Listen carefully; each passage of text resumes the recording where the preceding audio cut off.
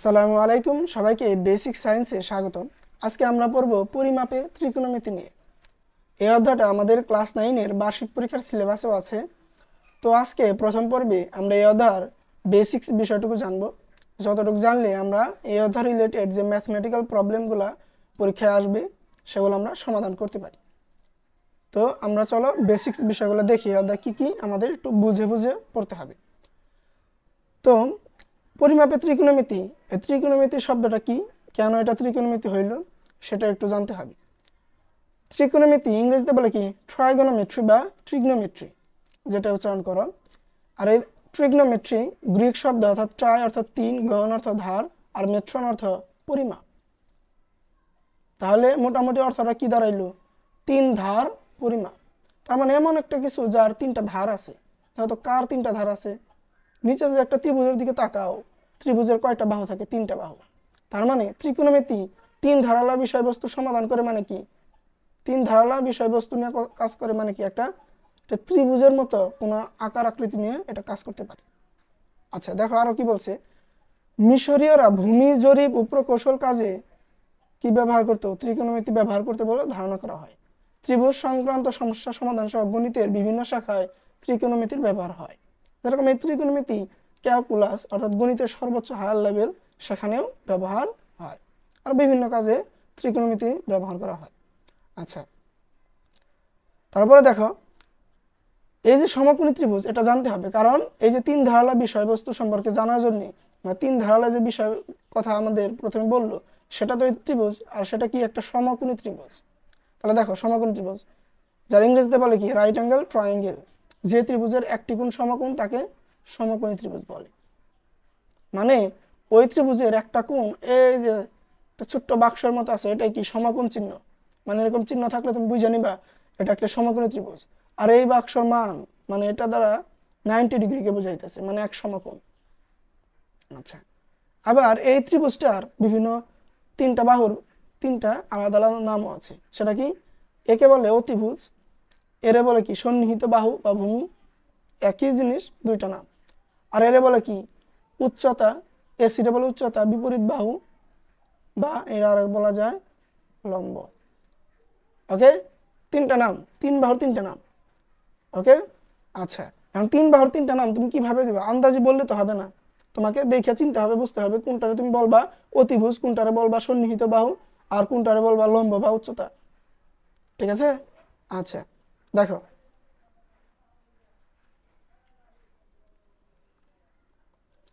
আচ্ছা তিনটা বাহুর কোনটা কি নাম সেটা জানার জন্য দেখো এই তিনটা শর্ত তুমি একটু পড়লেই পারবা। দেখো সমকোণী ত্রিভুজের তিনটি বাহু নামকরণ। সমকোণের, দেখো সমকোণ যেখানে 90 ডিগ্রি আছে, এই সমকোণের বিপরীতে থাকে অতিভুজ। মানে এই যে সমকোণের বিপরীতে একটা বাহু, এরে বলে অতিভুজ। দেখো তো নাম অতিভুজ আছে নাকি? আছে। এবং সূক্ষ্মকোণের বিপরীতে থাকে তাকে বলে কি লম্ব। লম্ব বা উচ্চতা বা বিপরীত বাহু একই কথা, বা ইংরেজিতে বলে কি অপোজিট সাইড। অতিভুজটা বলে কি হাইপোটেনাস। তারপরে সন্নিহিত বাহুকে অ্যাডজাসেন্ট সাইড। আচ্ছা আচ্ছা, তাহলে বলতেছে কি সমকোণের বিপরীতে অতিভুজ এবং সূক্ষ্মকোণ মানে থিটা কোণে, যে থিটা যারা ধরবা তুমি, এখন থিটা তুমি চাইলে কেউ ধরতে পারতা, ওটা পরে কেন এটা ধরলে কি হবে ওটা আমরা দেখবো। ধরো আমরা এটা থিটা ধরলাম, এই থিটা যাকে ধরবা তার বিপরীতে যে থাকবে তারে বলে কি লম্ব। এই দেখো লম্ব, উচ্চতা বা বিপরীত বাহু বা অপোজিট সাইড। ওকে, তারপরে আর যে একটা বাহু রইলো, তুমি তাকে এমনিও বলে লিখতে পারো এটা ভূমি, কিংবা তুমি যদি দেখো এটার কিভাবে বলা যায় যে সূক্ষ্মকোণের সাথে যে সন্নিহিত বাহু আছে অতিভুজ বাদে, তারাই বলে কি ভূমি। এই দেখো সূক্ষ্মকোণের সাথে বিপরীত বাহু বাদে, মানে সূক্ষ্মকোণের সাথে তো বিপরীত বাহু থাকে না, সূক্ষ্মকোণের যে বিপরীত বাহু, ওই বিপরীত বাহু বাদে, অতিভুজ বাদে যে একটা বাহু রয়েছে বা সন্নিহিত সংলগ্ন আছে, তারাই বলে কি সন্নিহিত বাহু। আচ্ছা, তিনটা বাহু কেমনে কোনটা নাম দিলাম আশা করি বুঝতে পারছো। এখন দেখি কয়েকটা এক্সাম্পল সমাধান কর। তাহলে দেখো এইখানে আমাদের একটা কোণ সমকোণ দেওয়া আছে, কারণ শর্ত অনুযায়ী সমকোণের বিপরীতে কে থাকে? সমকোণ মানে 90 ডিগ্রির বিপরীতে থাকে কে? অতিভুজ। তাহলে এটা কি অতিভুজ। সহজ। আবার সূক্ষ্মকোণ বা থিটা কোণ, এবং থিটাটা এটা নিয়ে অনেকের কনফিউশন যে থিটা কারে ধরুন, এটা তো সমকোণ, এটা তো ধরাই যাবে না 90 ডিগ্রি। তার মানে এই কোণ বা এই কোণ দুইটার একটারে থিটা কোণ ধরতে হবে। হ্যাঁ, কথা হইলো থিটা তুমি যে কাউরেই ধরতে পারো। কেন ধরতে পারো সেটা একটু দেখাই। থিটা থিটা মানে আসলে কি বুঝাইতেছে? এই সূক্ষ্মকোণকে বুঝাইতেছে না? তাহলে সূক্ষ্মকোণটা একটু আগে দেখে নাও। সূক্ষ্মকোণ আসলে কি? সূক্ষ্মকোণ বা অ্যাকিউট অ্যাঙ্গেল, সূক্ষ্মকোণ বা অ্যাকিউট অ্যাঙ্গেল এটা কিভাবে বুঝবে এটা একটা সূক্ষ্মকোণ? সেটা দেখো শর্তটা কি। 90 থেকে ছোট কোণ মানে 90 ডিগ্রি ছোট হইতে হবে এবং 0 ডিগ্রি থেকে বড় হইতে হবে। এরকম যে অ্যাঙ্গেল বা কোণ তারাই বলবা কি অ্যাকিউট অ্যাঙ্গেল বা সূক্ষ্মকোণ। আচ্ছা, তাহলে দেখো এখন আমি যে জিনিসটা বোঝাতে চাইতেছি, একটা ত্রিভুজ, এটা সমকোণী ত্রিভুজ হোক আর যে ত্রিভুজই হোক, একটা ত্রিভুজের 3 কোণের সমষ্টি কয় ডিগ্রি? 180। আর এটা যদি সমকোণ হয় তাহলে এটুকু কত? 90 ডিগ্রি। আর এই দুই কোণের যোগফল কত হবে? অবশ্যই 90 হইতে হবে। ধরো এটা তুমি 60 ধরলা, তাহলে 60 ডিগ্রি হলে এই কোণটারে কি ধরবা? 30 ডিগ্রি। এখন সূক্ষ্মকোণের শর্তে আসো। থিটা কেন দুইটারে ধরা যায় সেটা বলতেছি আমি। সূক্ষ্মকোণের শর্ত 90 এর থেকে ছোট হইতে হবে। ধর 60 ও 90 এর থেকে ছোট, 30 ও 90 এর থেকে ছোট, এবং 0 ডিগ্রি থেকে বড় হইতে হবে। আর 60 30 দুইটাই 0 ডিগ্রি থেকে বড়। তার মানে থিটা তুমি যে কাউরেই ধরতে পারো। ধরো তুমি এর থিটা ধরলা, 60 ডিগ্রি থিটা চিন্তা করলা, তাহলে থিটা কোণের বিপরীতে কে থাকে? এই দেখো, থিটা বা সূক্ষ্মকোণ 2 নম্বর শর্ত ছিল। সূক্ষ্মকোণের বিপরীতে থাকে লম্ব, তার মানে সূক্ষ্মকোণের বিপরীতে এটা আমাদের লম্ব। আর এই সূক্ষ্মকোণের সাথে অতিভুজ বাদে যে সংলগ্ন বাহু রয়েছে তারে তুমি বলবা কি? ভূমি বা সন্নিহিত বাহু। আচ্ছা, তাহলে এটা নিজে আন করো তো দেখি। তাহলে থিটা তুমি এরে চাইলেও যদি ধরতা, এটা একটু বইলা দেই, থিটা যদি এরে ধরতা তাহলে থিটার বিপরীতে ভূমি হয়ে যাইতো কি? ভূমির বদলে এরে লিখতে হতো তখন লম্ব, কারণ থিটার বিপরীতে কে থাকে? লম্ব। আর সূক্ষ্মকোণের সাথে অতিভুজ বাদ দেয় এই যে এটা, এরে লিখতে হইতো তোমার তখন কি? ভূমি। আশা করি ক্লিয়ার, বুঝা গেছে? তার মানে সমকোণ বাদে থিটা তুমি যারে খুশি ধরতে পারো। তো প্রশ্ন যদি কোনোটা দিয়া দেয় তাহলে সেটা ধরেই করতে হবে। আচ্ছা, এখন দেখো এটা যদি 90 ডিগ্রি হয় তাহলে এই বাহুর নাম কি বলো?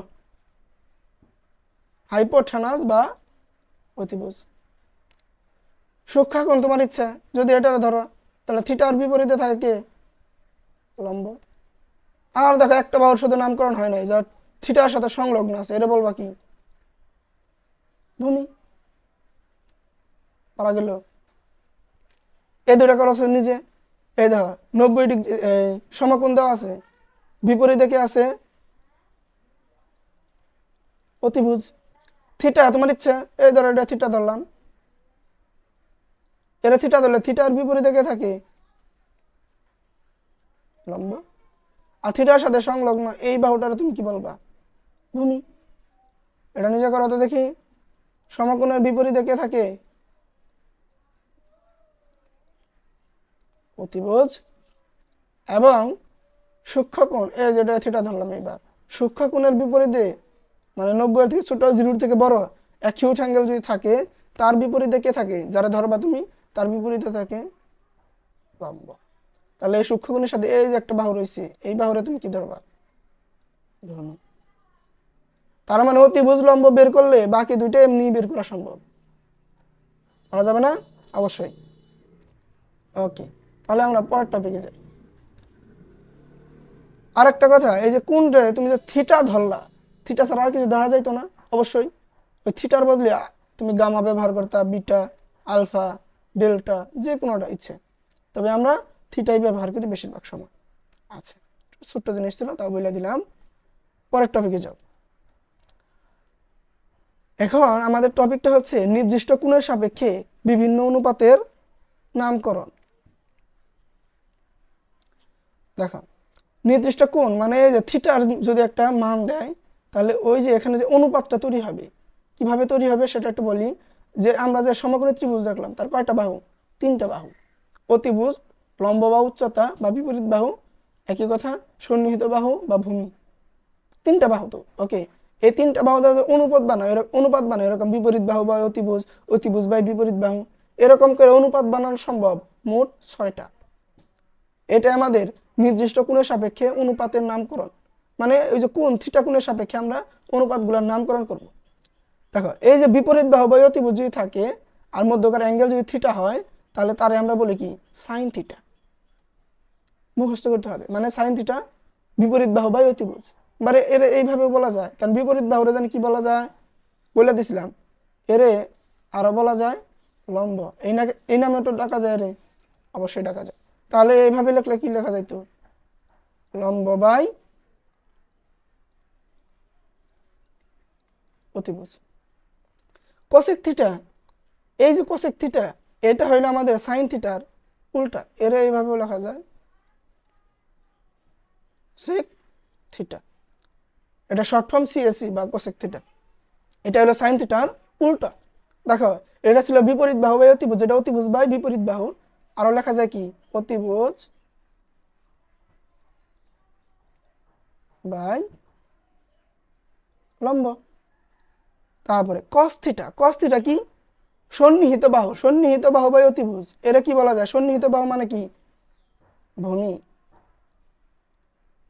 সন্নিহিত বাহু মানে কি ভূমি, একই কথা, তুমি যে কোনো একটা লেখা, সন্নিহিত বাহু বাই অতিভুজ ওকে। আর এই কস থিটা কার উল্টা সেক থিটার, তাহলে সেটা কি হবে অতিভুজ বাই ভূমি। টেন থিটা, টেন থিটা এটা কি হবে, টেন থিটা বলতে বোঝাইতেছে বিপরীত বাহু বাই সন্নিহিত বাহু। বিপরীত বাহু মানে কি লম্ব, সন্নিহিত বাহু মানে কি ভূমি। তুমি যেটা ব্যবহার করো, আমি দুইটাই লিখাতেছি, তুমি যে কোনো একটাতে মনে রাখো, সমস্যা নাই। তারপরে কট থিটা, এটা তাহলে কার উল্টা হবে টেন থিটা। টেন যদি হয় লম্ব বাই ভূমি, এটা হবে কি ভূমি বাই লম্ব। ওকে আচ্ছা, আরেকটা জিনিস দেখো, সাইন কার উল্টা বললাম কোসেকের উল্টা, তাহলে এর লেখা যায় 1 বাই কোসেক থিটা বা 1 বাই সিএস কোসেক থিটা, এইভাবে যে কোনো একটা লেখা যায়, তুমি যেটাই লেখো। তাহলে সাইন যেহেতু কোসেকের উল্টা, তাহলে লেখা যায় 1 বাই কোসেক, উল্টা 1 বাই করে, উল্টা মানে কি 1 বাই, তাহলে কোসেক কার উল্টা সাইনের উল্টা, এর লেখা যাবে কি 1 বাই সাইন থিটা, একদম সহজ। কোসেক কস থিটা কার উল্টা সেকের, তাহলে এর কসটা লেখা যাবে 1 বাই সেক থিটা। তাহলে সেক থিটা লেখা যাবে কি বলো তো দেখি, এটা আবার কার উল্টা কোসেকের উল্টা 1 বাই কস থিটা। বোঝা গেল কি বলতেছি? তারপরে দেখা টেন থিটা, এই যে টেন টেন থিটা এটা কি লম্ব বাই ভূমি, আর টেন থিটা কার উল্টা কটের উল্টা, তাহলে লেখা যায় 1 বাই কট থিটা। তাহলে কট থিটার কি লেখা যাবে 1 বাই টেন থিটা। এই দুটা আর একটা জিনিস লেখা যায়, যে টেন থিটায় লেখা যায় সাইন থিটা বাই কস থিটাও লেখা যায়, আর টেন থিটার তার উল্টায়, এই যে এটার উল্টা করো কস থিটা বাই সাইন থিটাও লেখা যায়। এখন এই দুইটা কেমন হইলো উল্টা, সেটা ব্যাখ্যার মধ্যে বই আছে, একবার তাহলে দেখে নিও, কিংবা যেহেতু পরীক্ষা সামনেই তো সময় নাই, তোমরা মুখস্থ করে নিও। একটা ব্যাখ্যা আছে 146 পৃষ্ঠা। ওকে, তাহলে দেখো কিভাবে মুখস্থ করবে এভাবে, সাইন মানে লম্ব বাই অতিভুজ, এর লেখা যায় কি এটা কার উল্টা কোসেকের উল্টা, তাহলে কোসেক হবে অতিভুজ বাই লম্ব, এবং সাইন মানে কোসেকের উল্টা, তাহলে 1 বাই কোসেক, এইভাবে কোসেক থিটা লেখা যায়। কোসেক থিটা সাইনের উল্টা, তাহলে এটা কি লিখবা 1 বাই সাইন থিটা, এইভাবে। কস থিটা মানে সেকের উল্টা, তাহলে কস মানে কি ভূমি বাই অতিভুজ, আর সেক থিটা মানে কি তার উল্টা অতিভুজ বাই ভূমি, আর কস থিটা যদি সেকের উল্টা, এটা লেখা যায় 1 বাই সেক, আর সেক রে লেখা যায় 1 বাই কস, টেন রে লেখা যায় 1 বাই কট, আর কট রে লেখা যায় 1 বাই টেন। আর টেন থিটা মানে কি অনুপাত যদি বের করো তাহলে কি বলবা লম্ব বাই ভূমি, আর কট হবে ভূমি বাই লম্ব। আচ্ছা, আর টেন থিটারে আরও লেখা যায় কি sine theta by cos theta, আর কট যদি তার উল্টা হয় সেটা হবে কি cos theta by sine theta. এভাবে তুলনা করে 6টা অনুপাত মনে রাখবা। এই 6টা অনুপাত কোথা থেকে পাইলে? তুমি এই সমকোণী ত্রিভুজ থেকে পাইলে, কারণ ত্রিকোণমিতি যেহেতু 3 ধারালা বিষয় নিয়ে কাজ করে, এর সাথে এর সম্পর্ক অবশ্যই আছে। এখন দেখো, ওই যে অনুপাতে থিটা ব্যবহার করলা, ওই থিটা যদি কোনো জায়গায় প্রয়োগ করো তাহলে তুমি যে মানগুলো পাবা সেগুলা তোমার একটু মুখস্থ করতে হবে। দেখো, কোণের অনুপাতের মানের সারণী, কোণের যে অনুপাত আছে তার মানের একটা সারণী দিলাম। আচ্ছা, সাইন, এই যে এখানে যে থিটা ব্যবহার হবো, সাইন থিটা, ওই থিটা যদি হয় 0 ডিগ্রি তাহলে তার মান 0। সাইন থিটার জায়গায় যদি 3 ডিগ্রি তার মান হাফ, মানে অনুপাতের মান। সাইন যদি হয় 45 ডিগ্রি তার অনুপাত হবে কত? 1/√2। সাইন যদি হয় 60 তাহলে √3/2, 90 হলে 1। এখানেও তুমি জোড়া বানাইতে পারো। সাইনের সাথে কার জোড়া বানাবা? কস। ওইখানে বানাইছিলে কার কার দেওয়া তো? সাইন কোসেক, তারপরে কস সেক টেন কট। এখানে সাইন কসের জোড়া বানাবা কেমনে? তাহলে জিনিসটা সহজে মনে রাখা যায়। যেরকম সাইন 0 ডিগ্রি মান 0, কস 0 ডিগ্রি কার হবে? সরি, কস 0 হবে কার মান? কস 0 হবে 90 মান, মানে শূন্যের সাথে 90 মিলাবা। তাহলে সাইন 0 মান 0, তাহলে কস 90 মান 0। তা কীরকম করে মিলাই? সাইন 30-এর মান হাফ, তাহলে কস কার মান হাফ হবে? 30-এর সাথে মিলাবা তুমি 60 ডিগ্রি। তার মানে সাইন 30-এর মান হাফ হইলে, সাইন 30-এর মান হাফ হইলে কস কার মান হাফ হবে? 30 মানে 60, মানে 60-এর মান হাফ হবে। সাইন 45-এর মান 1/√2, কস 45-এর মান 1/√2। সাইন 60-এর মান √3/2, তাহলে কস কার মান √3/2 হবে? 60-এর সাথে 30-এর সম্পর্ক, মানে 30, কস 30-এর মান √3/2। সাইন 90-এর মান 1, 90-এর সাথে কার সম্পর্ক? 0, তার মানে কস 0-এর মান 1। প্রত্যেকটা এই তুলনা করে তুমি মনে রাখতে পারো, মুখস্থ করতে হবে, পারতে হবে। টেন 60-এর মান কত, 45-এর মান কত। তাছাড়া এই অধ্যায়ের অঙ্ক সমাধান করা সম্ভব না। তুমি যতই বুঝো, যতই বোঝার চেষ্টা করো। তাহলে এখানে জোড়া যদি 10 কট বানাও, তাহলে 10 0-এর মান 0, তাহলে কট কার মান 0 হবে? 0-এর মান মানে 90 ডিগ্রির মান হবে, কারণ 0-এর সাথে 90 ডিগ্রির সম্পর্ক, 0 ডিগ্রির সাথে 90 ডিগ্রির সম্পর্ক। 10 30 ডিগ্রি মান 1/√3 হলে কট কার মান 1/√3 হবে? 30-এর সাথে 60, মানে 60 ডিগ্রি মান। 10 45-এর মান 1, কটের 45-এর মান 1। তা 45 ডিগ্রি এই দুই জোড়ারই সেম। দেখো, সাইন কসেরও সেম 1/√2, 10 কটের 1, সেক কসেকেরও কি √2/√2। 45-এর মান সহজ, একটা মনে রাখলে আরেকটা এমনি পারা যায়। তারপরে বাকিগুলো দেখো, 10 60 ডিগ্রি যদি √3 হয়, 60-এর সাথে 30-এর সম্পর্ক, কট 30-এর মান √3। 10 90 যদি অসংজ্ঞায়িত হয়, 90-এর সাথে 0 ডিগ্রি সম্পর্ক, তাহলে কট 0 ডিগ্রি অসংজ্ঞায়িত। সেক 0 ডিগ্রি মান 1 হইলে কোসেক 90 ডিগ্রি মান 1, মানে 0 ডিগ্রির সাথে 90 সম্পর্ক। সেক 30-এর মান 2/√3, তাহলে কোসেক 60-এর মান 2/√3। সেক 45-এর মান √2, কোসেক 45-এর মান √2। সেক 60-এর মান 2, তাহলে কস 60-এর সাথে কার সম্পর্ক? 30, 30-এর মান 2। সেক 90 অসংজ্ঞায়িত, তাহলে কোসেক 0 মান অসংজ্ঞায়িত। এইভাবে তুলনা করেও তুমি চাইলে মুখস্থ করতে পারো। তুমি যেইভাবে করো এটা মুখস্থ করতেই হবে। ওকে, আচ্ছা। তারপর উন্নতি কোণ ও অবনতি কোণ আমাদের পরবর্তী টপিক। দেখো, উন্নতি কোণ কি? যে কোণে উন্নতি হয়, টাকা পয়সা লাভ হয়, অনেকটা এরকমই। আচ্ছা, যাই হোক, দেখো এখানে উন্নতি হবে। কি উন্নতি হবে? দেখো, ভূতলের সমান্তরাল রেখার উপরের কোনো বিন্দু, ভূতলের কথাটা শুনো, ভূতলের সমান্তরাল রেখার, ভূতলের সমান্তরাল বলতে এই যে লোকটা দাঁড়ায় আছে মাটিতে লাল দাগ, এটার উপরে যে একটা সমান্তরাল রেখা, সমান্তরাল আনুভূমিক রেখা, এই সমান্তরাল রেখার উপরের কোনো বিন্দু, এই যে উপরের এই যে বিন্দুটা, এই সমান্তরাল রেখার সাথে এই যে আমাদের আকাশী কালারের বা নীল কালারের, এর সাথে যে কোণটা তৈরি করবে তারাই বলে কি? উন্নতি কোণ। আবার বলি, ভূতলের সমান্তরাল রেখার কোনো বিন্দু, ভূতলের সমান্তরালে যে একটা রেখা যদি কল্পনা করো, তার সাথে যে কোণটা তৈরি হবে, উপরের কোন একটা বিন্দু, কার উপরের বিন্দু, এই কথাটা গুরুত্বপূর্ণ। উপরের বিন্দু, অবশ্যই সেটা উপরের বিন্দু। সমান্তরাল আনুভূমিক রেখার উপরের কোন একটা বিন্দু যদি কোণ তৈরি করে এই সমান্তরাল আনুভূমিক রেখার সাথে, তাহলে সেটা হবে কি উন্নতি কোণ।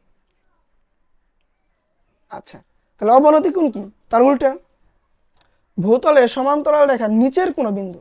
তাহলে এবার একটা সমান্তরাল রেখা তোমার কল্পনা করতে হবে, যেরকম এই যে ও এই মেয়েটা বেলকনি থেকে কোথায় তাকাইছে? এই বলের দিকে। বুঝো, এখন এইটারে তুমি কি একটা সমান্তরাল রেখা কল্পনা করতে পারো? আর সমান্তরাল রেখা কি একটু বলি, মনে হইতে পারে এটা কি তোমরা জানো? সমান্তরাল বা প্যারালাল বলতে কি বোঝায়? মানে দুইটার মধ্যকার দূরত্ব আজীবন কি হবে?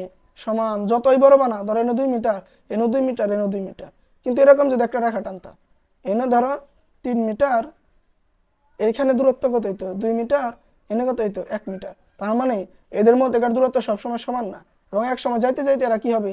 মিলে যাবে। কিন্তু সমান্তরাল রেখার দূরত্ব সবসময় কি থাকে? সমান থাকে। আচ্ছা, তাহলে দেখো বলতেছে ভূতলের সমান্তরাল রেখা, মানে আমরা মাটির সাথে একটা সমান্তরাল বা ভূমির সাথে বেজ, এটার সাথে একটা সমান্তরাল রেখা যেখান থেকে তাকাইতেছে কল্পনা করতে পারি। সমান্তরাল রেখা কল্পনা করলাম, এবং এই সমান্তরাল রেখার নিচের কোন একটা বিন্দু থেকে বিন্দুর সাপেক্ষে এই সমান্তরাল রেখার সাথে যদি একটা কি তৈরি করে? কোণ তৈরি করে, তাহলে তারে বলে কি? অবনতি কোণ।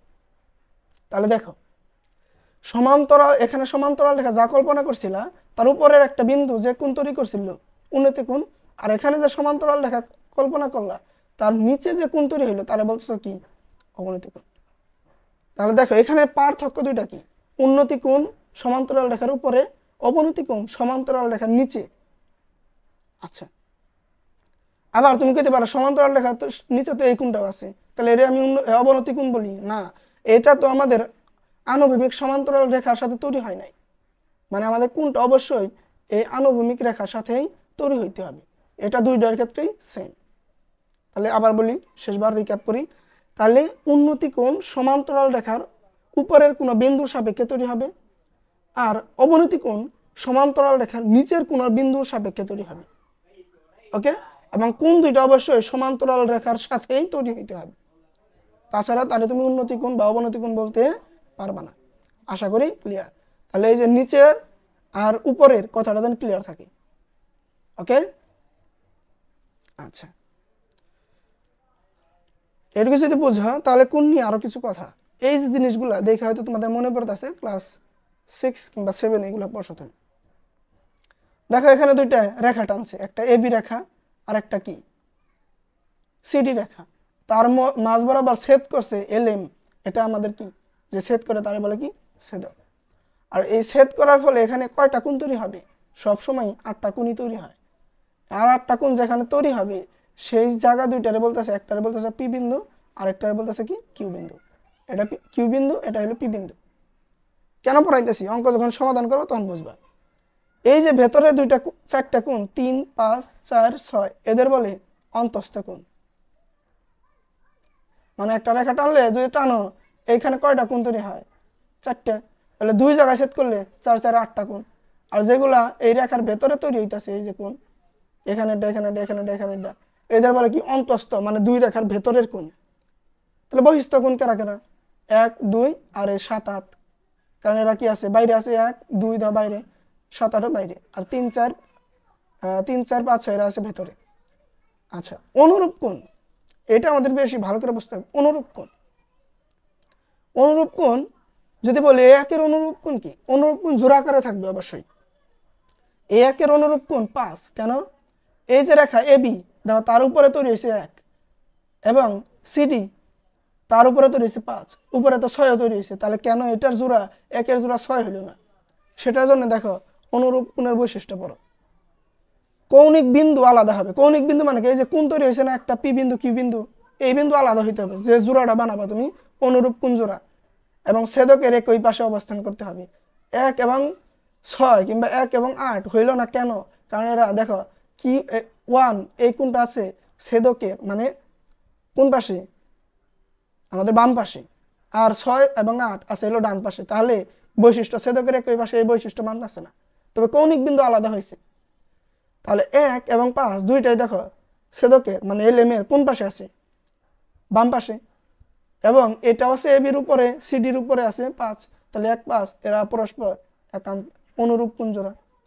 ওই একইভাবে 2 এবং 6 কি হবে অনুরূপ কোণ জোড়া, কারণ দুইটাই কি আছে ছেদকের একই পাশে মানে ডান পাশে আছে, এবং এটাও এবির উপরে, এটাও সিডির উপরে আছে। যদি বলি 3 এর অনুরূপ কোণ জোড়া বলো, তাহলে 3 এর অনুরূপ কোণ জোড়া কত 7, এবির নিচে আছে, সিডির নিচে 7 আছে, এবং 3 এবং 7 এই দুইটা কোণই কোন পাশে আছে বাম পাশে আছে ছেদকের, তাহলে 3 7 ও অনুরূপ কোণ জোড়া। ওই একইভাবে 4 এবং 8 ও আমাদের কি হবে অনুরূপ কোণ জোড়া, এরা ছেদকের ডান পাশে, এবং কৌণিক বিন্দু এদের কি কৌণিক বিন্দু এদের আলাদা, এবং ছেদকের একই পাশে আছে, ডান বা বাম যে কোনো এক পাশে। আচ্ছা, এটা বুঝলাম। এখন আমাদের ম্যাথ সমাধানে সব থেকে বেশি দরকার এই অন্তস্থ একান্তর কোণ জোড়া, এটা বের করা। একান্তর কোণ কাকে বলে দেখো, বৈশিষ্ট্য আগে দেখে নাও। কোণের কৌণিক বিন্দু আলাদা, এই অনুরূপ কোণের মতোই কৌণিক বিন্দু একটা যদি হয় পিতে আর একটা হবে কোথায় কিউতে, এবং ছেদকের বিপরীত পাশে, এইটা মনে রাখার মতো কথা যে ছেদকের বিপরীত পাশে হইতে হবে। 4 যদি হয় ডান পাশে, তাহলে এর অনুরূপ কোণ জোড়া হবে বাম পাশে। 3 যদি হয় বাম পাশে, এর একান্তর কোণ জোড়া হবে কোন পাশে, তার উল্টা, বাম পাশে হইলে ডান পাশে। আচ্ছা দেখাই, এবং সরল রেখা দুইটির মধ্যে অবস্থিত। আচ্ছা দেখো এটাও দেখাই কিভাবে সেটা বের করবা। এই যে 3 ধরো, এই 3 আছে পি বিন্দুতে কোণটা তৈরি হয়েছে, 3 এর পি বিন্দুতে হইলে এর একান্তর কোণ জোড়া অবশ্যই পি বিন্দুতে হওয়া যাবে না, সেটা কিউ বিন্দুতে, আর সেটা হইতে হবে কি ছেদকের কোন পাশে, বিপরীত পাশে। 3 এর বিপরীত পাশে কত আছে, এই যে একটা কোণই আছে, যেহেতু আমরা অন্তস্থ একান্তর কোণ বের করতেছি, তাহলে ভেতরে গুলা নিয়ে কল্পনা করো, 3 এর বিপরীতে আছে কত 6, তাহলে 3 এর অন্তস্থ একান্তর কোণ জোড়া কত 6, 3 এর এবং 6 এটা একটা জোড়া। আবার 4 এর সাথে কে জোড়া বানাবো বলতো, 4 আছে পি বিন্দুতে, আরেকটা কোণ অবশ্যই কিউ বিন্দুতে হইতে হবে, এবং ছেদকের বিপরীত পাশে মানে কি 4 যদি হয় পি বিন্দুতে, 5 হবে আমাদের কিউ বিন্দুতে। ওকে, আচ্ছা তাহলে 4 এবং 5 এরা কি অন্তস্থ একান্তর কোণ জোড়া। ওকে, তারপরে বহিস্থ একান্তর কোণ জোড়া, যদি এটা আমাদের অঙ্কে লাগবে না তারপরে বইলে দেই। বহিস্থ বলতে এই যে 1 এটা আছে কোন পাশে বাম পাশে, তাহলে এর বহিস্থ মানে বাইরে, বাইরে কোণ আছে 1 2 7 8, আর এটার যদি জোড়া বানাও তাহলে 1 এর যদি পিতে হয়, তার বহিস্থ মানে বাইরের একান্তর কোণ সেটাও বাইরে হবে, এই 7 8 এর একটা হবে। কোনটা দিবা, 1 এবং 7 একই পাশে আছে, একান্তর কোণ একই পাশে হয় না, কৌণিক বিন্দু আলাদা হয় এবং পরস্পর বিপরীত পাশে হয়, তাহলে 1 এবং বিপরীত পাশে কি আছে 8, তার মানে 1 এবং 8 বহিস্থ একান্তর কোণ। এখন বলো 2 এর কত হবে, 2 পি বিন্দুতে, তাহলে এর একান্তর কোণ কোন বিন্দুতে কিউ বিন্দুতে, 2 বাইরে আছে মানে বহিস্থ, তাহলে তার একান্তর কোণ বাইরে থাকবে, সেটা কত 7, 8 কেন হবে না, 2 এবং 8 একই সাইডে, একান্তর কোণ বিপরীত পাশে থাকে, এই যে আমরা শর্তে পড়ছি। তাহলে 2 এর বহিস্থ একান্তর কোণ 7, এই যে 2 7 এরা এক জোড়া। ওকে, আচ্ছা আর এটা এটা কি বলছে, এই যে দুইটাই গুরুত্বপূর্ণ আমাদের লাগবে। ছেদকের একই পাশে অন্তস্থ কোণ মানে যে ভেতরের ছেদকের এক পাশে 3 এবং 5 4 এবং 6 একই পাশে, এটা আমাদের না জানলেও সমস্যা নাই। দেখো পরে যেটা আমি আসলে জানাবো, তুমি একান্তর কোণ এবং অনুরূপ কোণের বৈশিষ্ট্য পারলা, ওটা যদি পারো এখন তোমার মেন বিষয়ে আসি। যদি রেখা দুইটা দেখো, আগে যে রেখা দুইটা ছিল এ বি এবং সিডি, তারা কিন্তু সমান্তরাল ছিল না, একটা দেখো এরকম আর একটা এরকম। একটু আগে দেখেছি সমান্তরাল রেখা দূরত্ব সবসময় কি হইতে হবে সমান। এই যে এখানে যে এ বি এবং সিডি রেখা আছে, তাদের মধ্যবর্তী এটা কত,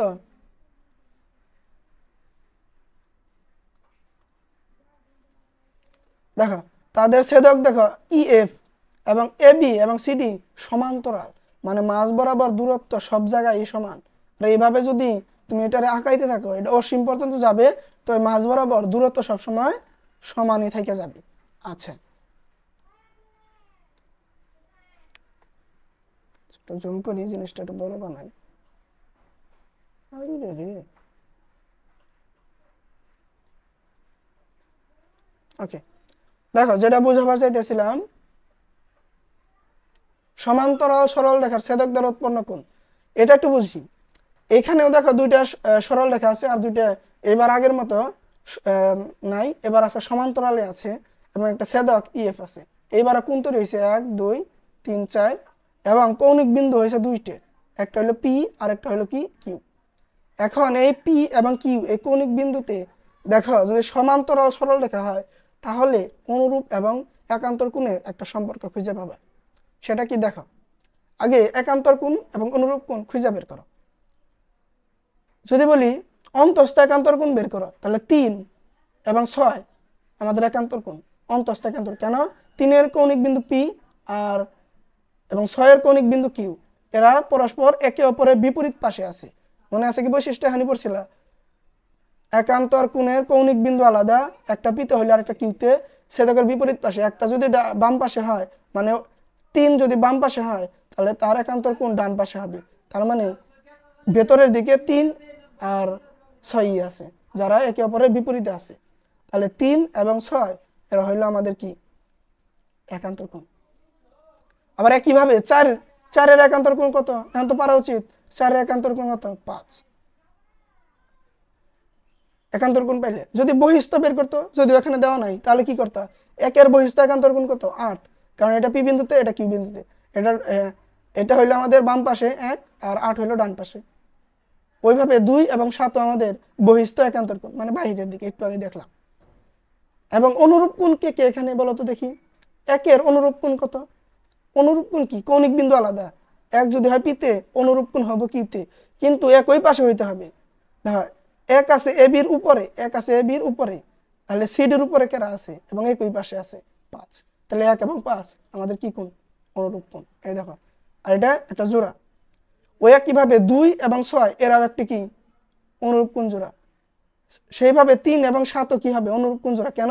ধর এ বির নিচে আছে এবং সিডির নিচে আছে 7, তাহলে 3 এবং 7ও অনুরূপ কোণ জোড়া। ওই একইভাবে 4 এবং 8ও অনুরূপ কোণ জোড়া।